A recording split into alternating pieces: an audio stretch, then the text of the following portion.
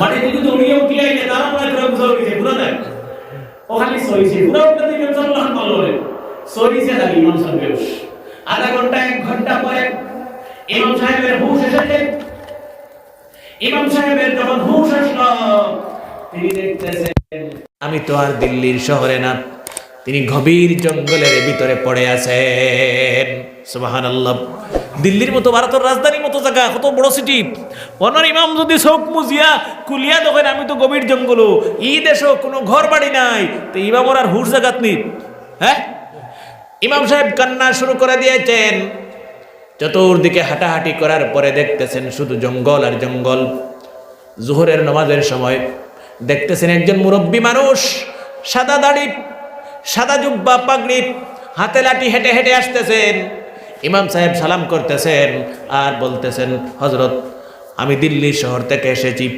দয়া করে বলেন দিল্লির রাস্তা কোথায় আমি দিল্লির শহরে যাব মুরব্বী বান্দা বলতেছেন বুজুর্গ মানুষ তুমি কে আমার মনে হচ্ছে তুমি মানুষ ও বেটা এখন ইমাম সাহেব বলছেন হ্যাঁ আমি মানুষ এসেছি দিল্লির শহর থেকে এই মুরব্বী বান্দা বুজুর্গ মানুষ বলতেন এই পাহাড়ে জীবনে মানুষ আসতে পারে না এই পর্বতে যদি জীবনে একবার কোনো মানুষ এসে যায় কিয়ামত হবে তার গন্তব্যস্থলে যেতে পারে না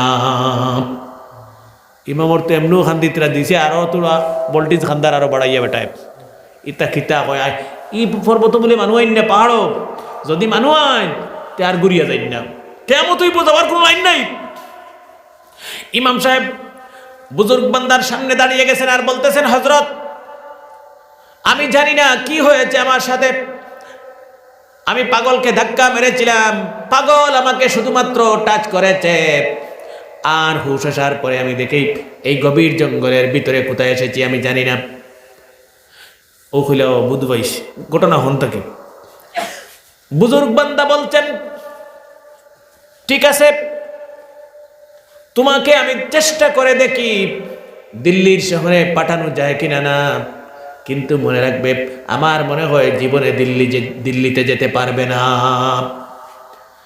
বুজুর্গ মানুষ বলছেন মাগরিবের নামাজে আমি আবার ঘুরে আসব এই সময় তোমাকে বলবো যেতে পারবে কিনা না যদি তোমার কপাল ভালো থাকে ভাগ্য ভালো থাকে আল্লাহ পাক আবার দিল্লিতে পৌঁছাইয়া দেবেন আর যদি কপাল ভালো থাকে না বাবা ওর সারা জীবন রইবে তুমি কিচ্ছু করার নাই ভর পায় না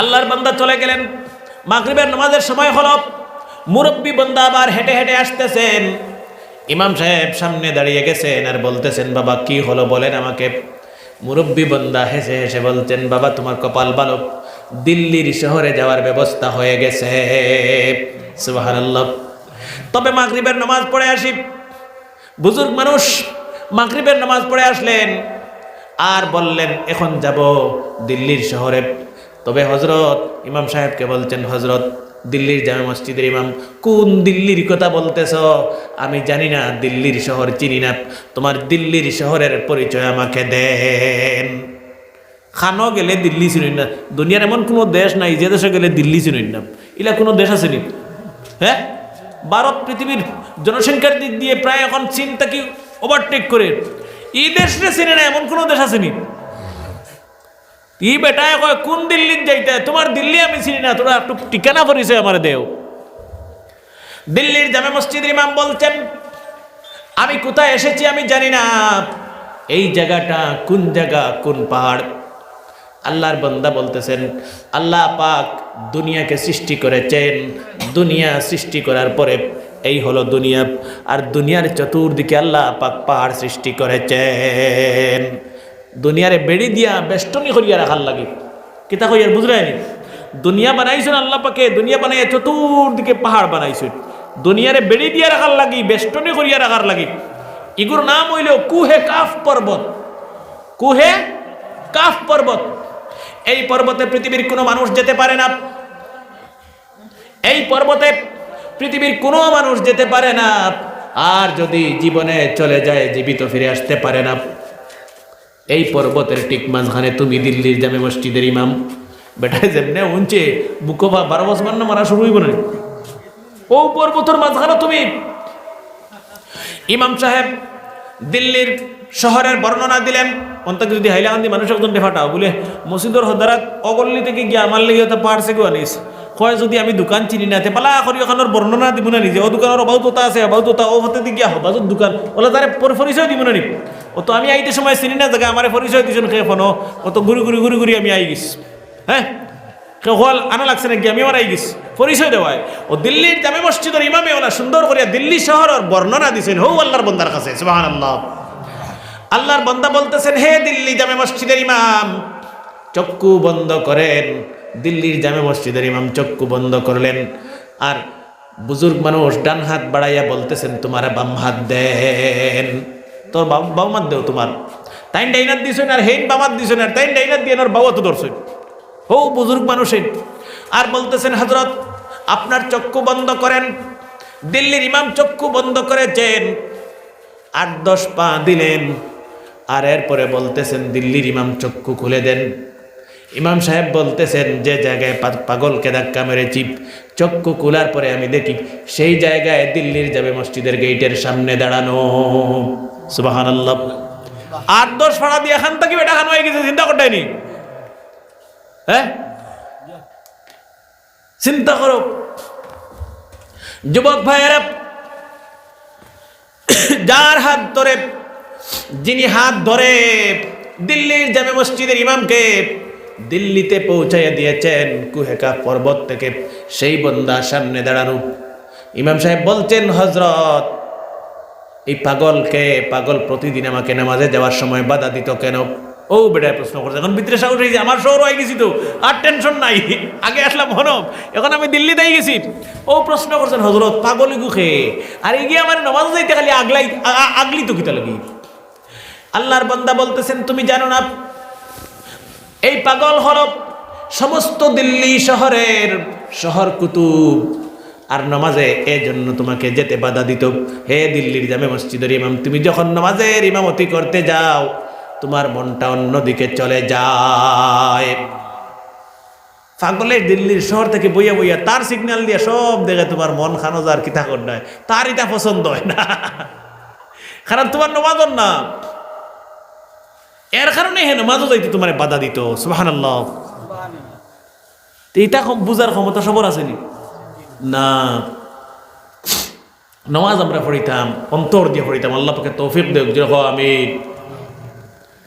2টা ওসিয়ত কইছি 9টা ওসিয়ত সারা রাত যাইব গিয়া অত লম্বা করা যাইতো না। 3 নম্বর ওসিয়ত হলো ওয়ালা তাশরাবান্নাল খামরা এগুলো লম্বা আমি সংক্ষেপে মাতিব। যুবক ভাইয়েরা নবীজি বলতেন কখনো মদ পান করবে না ফাইন্নাহা মিফতাহু কুল্লি শাররিন। নবীজি বলেছেন মদ পান করলে পরে যাবতীয় গুনার চাবি পেয়ে যাবেন। মানে মদ খাইলে এই মানুষের সব গুনাহ করতে পারবো কারণ হে হুশো থাকতো না যে তেমন হতা করবো। এর লাগি নবীজি কইতেন কোনো অবস্থায় আমরা মদ পান করতাম না আল্লাহ পাকে হেফাজত করুক যেরকম আমি। 3 নম্বর ওসিয়ত শেষ এগুলো লম্বা আওয়াজ মদর আওয়াজ নামাজের আওয়াজও লম্বা আমি বাট্টি করছি উঠবাই না দোয়া করলিম ইনশাল্লাহ। আপনারা তো ঘরে গিয়ে ঘুমাই যাবা আপনারা ঘুমাই আদা ঘুম দিয়ালে আমি বাড়ি যাইব অকা দূর রে বা। 4 নম্বর ওসিয়ত হলো অগোয় ওয়াজ শেষ 4 নম্বর তুরা মাতি মগুত। 4 নম্বর ওসিয়ত হলো নবীজি বলেছেন ওয়া আতিউ ওয়ালিদাইকা। নবীজি বলেছেন যুবক ছেলে তোমার মা বাপ যদি জীবিত থাকেন প্রাণ ভরে মায়ের সেবা করো বাবার খিদমত করো সুবহানাল্লাহ। কিটা কইতালে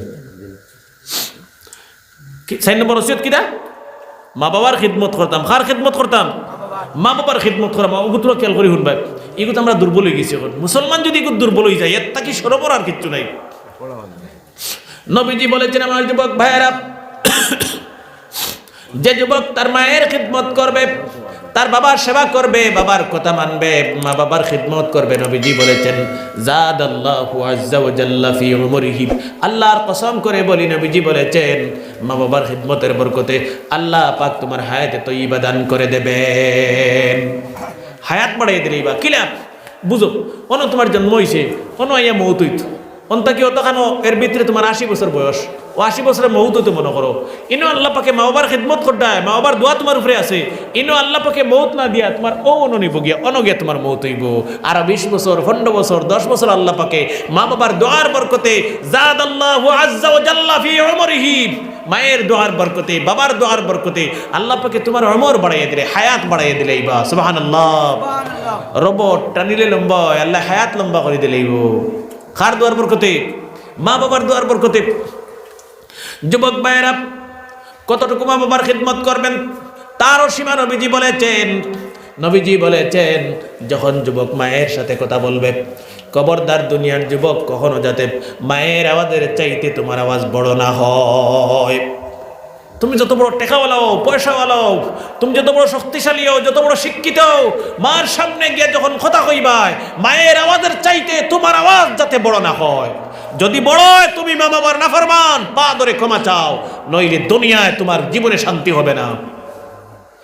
2 নম্বর হলো বাবার সাথে যখন কথা বলবে, বাবার সাথে কথা বলতে গিয়ে জীবনে যাতে কখনো বাবার আওয়াজের চাইতে তোমার আওয়াজ বড় না হয়। সুবহানাল্লাহ। বাবার আওয়াজ থেকে আমার আওয়াজ বড় হইতো না।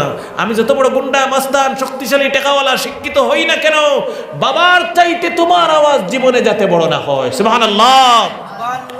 যুবক ভাইয়েরা, এই যে সামনে শবে বরাত আসতেছে, শবে কদর আসতেছে, সামনে শবে বরাত শবে কদর আনলি, এখন যেন বাড়িতে রইবানি শবে বরাতের সময় সারা উল্টিয়া ফেলটিয়া মসজিদ হইবা। হ্যাঁ বালা কথা, আমি বেজার হইয়েন না, কুশ লাগে বুঝাইতাম সেই আর ওখান বুধবাই এদিন আল্লাহ সারা মানুষের মাফ দিবা। হাসাও হয় নবীজি কইতে এদিন ইলা কোনো মানুষ নাই যে গিয়ে মাফি পাইতো না, সবে মাফি পাইব। সুবহানাল্লাহ। আল্লাহ মাফির ডাল খুলিয়ে দিলেইবা, দরজা খুলিয়ে দিলেইবা। কিন্তু নবীজি বলেছেন যারা মা বাবার খিদমত করে না, মা বাবার মন যাদের উপরে বেজার, এই সমস্ত বরকতি রাতে আল্লাহ পাক এদেরকে মাফ করে দেবেন না। যারা মা বাবার মন বেজার যার উপরে, এই পবিত্র বরকতি রাতেও আল্লাহ পাকে মাফ করে দিত না। আল্লাহ হেফাজত করো, গিরাগো আমিন। যুবক ভাইয়েরা, ব্যবসা বাণিজ্যে যান, ড্রাইভারিতে যান, মায়ের কাছ থেকে প্রথমে বিদায় নেন, মাকে সালাম করেন, আর বলবেন মা চলে যাচ্ছি। আমার বিশ্বাস তোমার মা বলবেন বাবা যাও, আল্লাহর হাওলা। মার দোয়া সাথে নিয়ে তুমি ড্রাইভারিতে যাবে, আল্লাহর কসম করে বলছি জীবনে তোমার অ্যাক্সিডেন্ট হবে না। মায়ের দোয়া নিয়ে যদি বেঙ্গলুর যাও, জীবনে কফিন বাক্সে বন্দী হয়ে আসবে না। মায়ের দোয়া তোমার জীবনে ঢাল হয়ে তোমাকে আল্লাহ পাক রক্ষা করে নেবেন।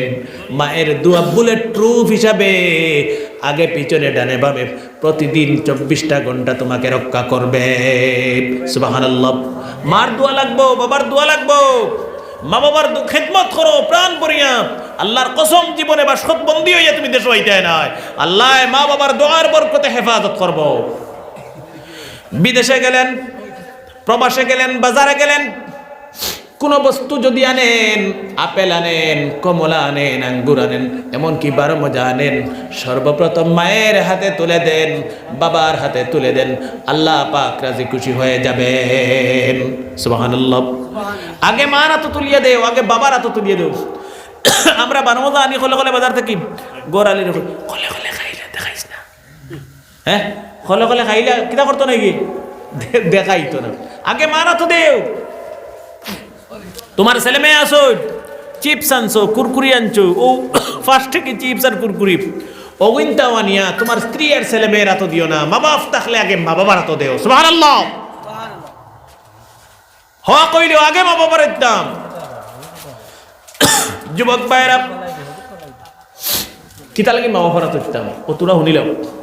নবীজির এক সাহাবী মদিনা থেকে 10-15 কিলোমিটার দূরে প্রতিদিন গিয়ে বকরি রাখতেন। সকালবেলা ফজরের নামাজের পরে দুধ দিয়ে নাস্তা করে বকরি চড়াতে যেতেন। সমস্ত দিন দুধ দহন করে দুধ কিরাইয়া নবীজির সাহাবী আবার সন্ধ্যাবেলা দুধ নিয়ে মদিনার বাড়িতে ফিরে যেতেন। বাড়ি থেকে 10-15 কিলোমিটার দূরে হন গিয়া বকরি ফাল আসলো, তান হগুন রাখতাম। আর সারাদিন দুধ কিরাইয়া 8-10 কলস দুধ লগে সারাদিন উপাস থাকতা। আর মদিনার বাড়ি 15-20 কিলোমিটার দূরে, ওই বিকালে আবার দুধ নিয়ে বাড়িতে এইতাম। যখন চেনন তাকে যদি 10 কিলোমিটার দূরেই আপনি সারাদিন গরু রাখুন, ছাগল রাখুন, আর দুধওয়ালা যদি 5-6 কলস লগে থাকে, তো সারাদিন দুধ আনা খাইয়া খানির আর কোনো বস্তু নাই, গো দুধ খাইতা খালি দুধ আনা খাইয়া আপনি উপাস মরবানি, লোকে খানি দিয়ে উপাস থাকবানি না। কিন্তু নবীজির সাহাবী বলতেছেন, আল্লাহর যখন দুধের কলসের দিকে আমি দেখতাম, নবীজির সাহাবী বলতেছেন সঙ্গে সঙ্গে আমার অন্তরে আল্লাহ পাকের ভয় এসে যেত, মায়ের কথা মনে পড়ে যেত, বাবার কথা মনে পড়ে যেত। বাড়িতে কোনো খাবার নেই, আমার মা বাপকে ভুকা রেখে আমার মা বাবার মুখে খানি না দিয়ে আমার মুখে খানি যাবে না, আমার আল্লাহ পাক বেজার হয়ে যেতে পারেন। সেই জন্য আল্লাহ পাককে ভয় করে সারাদিন আমি উপবাস থাকতাম। সুবহানাল্লাহ। চিন্তা করতেনি আমরা কইমু আগে আমার পেট ভরলে বাড়িতে গেলে এমনি তো তারা খাইবাই নই, অসুবিধা কিতা। কিন্তু সাহাবীর কথা হইল আমার আব্বা আম্মা আছে এখনো জীবিত, বাড়ির ছোট ছোট ছেলে মেয়ে এইটা উপাস, মা বাপ উপাস, স্ত্রী উপাস, তারা তুই আমার মুখ কানি দিতাম না, আবার আল্লাহ বেজার হয়ে যাইবা। সুবহানাল্লাহ। নবীজির সাহাবী বলতেছেন, একদিন সন্ধ্যাবেলা বাড়িতে আসার সময় বৃষ্টি এসেছে, বৃষ্টি থেকে বাঁচার জন্য পাহাড়ের গুহায় ঢুকলাম। মেঘ আইছে, পাহাড়ের গুহায় ঢুকছি, মেঘ থেকে বাঁচবার লাগি।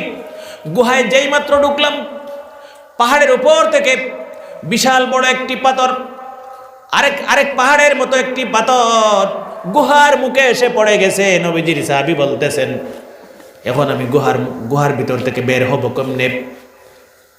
ইশারা আল্লাহদের মানুষের টেলে এই হাত লড়াইতে পারতেন না, ওলা বড় হাত রাইয়া মুখও পড়ছে, তাই না? ভিতরে বইয়া চিন্তা করতে ইনতে কি আমার কেউ উদ্ধার করতে। তিনি বসে বসে দোয়া শুরু করে দিয়েছেন আর বলতেছেন, আল্লাহ তাআলা, সন্ধ্যার সময় বাড়িতে দুধ নিয়ে যেতাম, বাড়িতে যাওয়ার পরে দেখতে পেতাম আমার ছোট ছোট কচি কাঁচা ছেলে মেয়ে গলা কাটা মুরগির মতো পেটের ক্ষুধার যন্ত্রণায় মরুভূমির গরম বালুতে পড়ে চটফট করে কান্নাকাটি করতেছে। সুবহানাল্লাহ। মুরগি যে বকর লেজেলা হাঁটায়, আমার হরু 8-10 বছর 5-6 বছরের হরুতা ওতায় পেটের বুকের যন্ত্রণায় মরুভূমির গরম বালিত ফড়িয়া খান্দিতরা আর গোড়াগড়ি কইতরা। আমি গিয়া বাড়িতলা দেখতাম। নবীজির সাহাবী বলছেন, আমার সাথে খানি থাকতো, দুধ থাকতো। আমার আল্লাহর কসম করে বলছি, দোয়া করছেন আল্লাহ তাআলা, আমি আমার ছেলে মেয়ের কঠিন অবস্থা দেখে আমার ছেলে মেয়েকে সর্বপ্রথম দুধ দিতাম না, আমি 2টা লুটাতে 2টা পাত্রে দুধ নিয়ে মায়ের খিদমতে যেতাম, আমার আব্বার খিদমতে যেতাম। সর্বপ্রথম মাকে দিতাম, বাবাকে দিতাম, তারপরে আমার ছেলে মেয়েকে দিতাম। আয় আল্লাহ তাআলা, শুধুমাত্র তোমাকে ভয় করে আয় আল্লাহ তাআলা এই আমলটা একদিন না প্রতিদিন আমার চলছে, একদিন খালি না, প্রত্যেকদিন আমার জীবনে ওলা চলে। আগে আমার হরুতাকে পাইতাম খান্দিতরা মাটিত গড়িয়াইয়া, হরুতারে দিতাম না, মা বাপরে আগে দিতাম, এরপরে হরুতারে। সুবহানাল্লাহ। রব্বুল আলামিন নবীজির সাহাবী গুহায় বসে বসে বলতেছেন, আল্লাহ তাআলা, এই আমলটা যদি তোমাকে ভয় করে, তোমাকে রাজি খুশি করার উদ্দেশ্য হয়, তাহলে আমার মা বাবার ওসিলা ধরে বলছি, আরে আমলের বরকতে আমার গুহার মুখ থেকে পাথর সরাইয়া দেন। নবীজির সাহাবী আমিন বলতে পারেন নাই, আল্লাহ পাক গুহার মুখ থেকে পাথর সরাইয়া দিয়েছেন। মা বাবার ওসিলা ধরিয়া আর মা বাবার খিদমত করছেন, আল্লাহর কাছে দোয়া চাইছেন, আল্লাহ গুহার মুখটা কি পাথর সরাইয়া দিলাইছেন। সুবহানাল্লাহ। লা ইলাহা ইল্লাল্লাহ, লা ইলাহা ইল্লাল্লাহ, লা ইলাহা ইল্লাল্লাহ।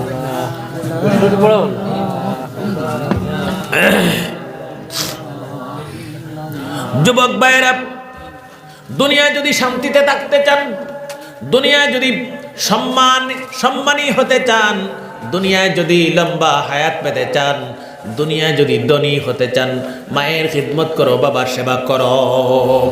আল্লাহর কসম, মা বাবার যদি দুঃখ দেও, জীবনে তোমার লেঙ্গুড়ো আগুন ধরে লিব, এই আগুন নিবানেওয়ালা দুনিয়া তার খেও নাই। মা বাপরে কষ্ট দিয়া রে গিয়া জমাতো যার হে তৌবা করে, আল্লাহ আল্লাহ করে, মেসাবর গেছে আর বালা বালা বয়ান দে। এবার বাড়িত মা বাপরে কষ্ট দিয়ে আইছে, হন গিয়া তৌবা করে, তোর তৌবা কবুল হইব নি? এরে হন গুনাহ করছো, তার এনর কাছে মাফ চাই লইব, এনর কাছে ভুল করি এনর কাছে মাফ চাই লইব নি? হ্যাঁ না, মা বাপরে কষ্ট দিলে আল্লাহর জাত নারাজ হয়ে যায়। যুবক ভাইয়েরা, কতটুকু মা বাপের কথা মানতাম, কতটুকু তোরা একটা সীমা বুঝিলাও, বুঝবাই আমরা মানিয়ে নিনে না, এখানে ফটো আপনার নিজে নিজে দিও।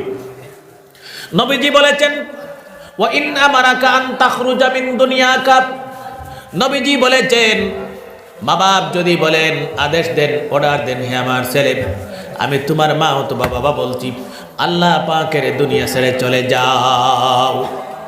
কথাখান কত বড় ওখানে তোরা ফলো করিও। মা বাপে যদি অর্ডার দেন, ও আমার ফুয়া ফুড়ি আমার অর্ডার হইল দুনিয়া ছাড়িয়ে যা গিয়া, দুনিয়া ছাড়িয়ে যাওয়া মানে বুধবারে তো শেষ। দুনিয়া ছাড়িয়া আমরা কই না অমুকার দুনিয়ায় নাই, ওর তো কিতাব ইন্নালিল্লাহ বলে না। মা বাপে যদি আদেশ দেন, ও ছেলে ও মেয়ে আমার আদেশ হইল দুনিয়া ছাড়িয়ে যা, মা বাবার আদেশ পালন করতাম না। জানবাসানি ফরজ ওখানে আমল করতাম। ইনো তো জানবাসানিয়ে ফরজ, হিনো কিবার ইমান বাসানি ফরজ আসলো। ইনো জানবাসানিয়ে ফরজ আর না মা বাবার আদেশ পালন করতাম। আদেশ অর্ডার কিতা করতাম। এখন আমি কই আর আমরা কিচ্ছু কইবার সামনে নবীজি কিতা কইছেন ওখানে শুনলেই। নবীজি বলেছেন মা বাপ যদি এমন আদেশ দেন, ছেলে আমার আদেশ হলো দুনিয়া ছেড়ে চলে যা, আল্লাহর নবী বলেছেন ফাখরুজ লাকুমা, তোমার মায়ের আদেশ পালন করো, তোমার আব্বার আদেশ পালন করো, সত্যি সত্যি দুনিয়া ছেড়ে চলে যাও। সুবহানাল্লাহ। চিন্তা করো কত বড় অর্ডার মা বাবার। কিন্তু এমন কোনো মা নাই তোমার যে হইলিবা মরি যা, এমন কোনো বাবা নাই হইবা মরি যা। নবীজি গুরুত্ব বুঝাইতে গিয়া হইতরা যদি ওলাও যদি কঠিন আদেশ দেন দুনিয়া ছাড়িয়ে যা গিয়া, তবু তুমি মায়ের আদেশ পালন করতে হবে, তোমার আব্বার অর্ডার পালন করতে হবে। সুবহানাল্লাহ। ছেলে তুমি খেদমত করনে ওলা বনি যাও। কিতা খেদমত করতাম রে বাপ, খালি বইয়া ভাওয়ার টিভিটাম আর গর্দানা মেসেজ করিয়া বাঞ্জিয়ে দিতাম, ওটার নাম খেদমত নি।